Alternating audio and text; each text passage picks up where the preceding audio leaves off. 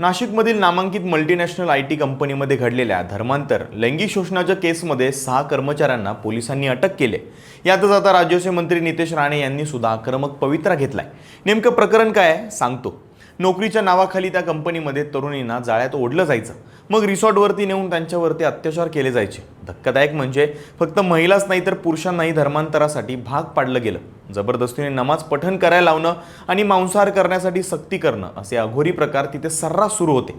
लोकांनी कंपनीच्या पुणे कार्यालयातील HR कडे तक्रारी करूनही त्यांनी जाणीवपूर्वक दुर्लक्ष केलं। या प्रकरणामध्ये आतापर्यंत 20 ते 25 मुली बळी पडल्याची शक्यता वर्तवण्यात आली। नाशिक पोलिसांनी यासाठी SIT सुद्धा स्थापन केले। त्यातच हिंदुत्वाच्या मुद्द्यावरती लढणाऱ्या नितेश राणे यांनी यामध्ये उडी घेतली। ते म्हणाले की हा कॉर्पोरेट जिहाद आहे आणि आम्ही तो खपवून घेणार नाही।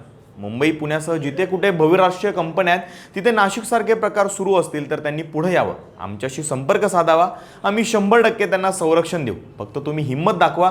जिहाद करणाऱ्या सगळ्यांना मिट्टी में मिला देंगे। पोलीस या प्रकरणाचा कसून तपास करत असून अशा फसवेगिरीला अजिबात बळी पडू नका। नितेश राणेंचा हा पवित्रा तुम्हाला कसा वाटला? तुमच्या ऑफिसमध्ये किंवा आजूबाजूला असं काही घडतंय का? कमेंट्समध्ये नक्की सांगा आणि तुमच्या प्रत्येक कॉर्पोरेट मित्राला ही रील नक्की शेअर करा आणि फॉलो करा लगाओ बत्ती।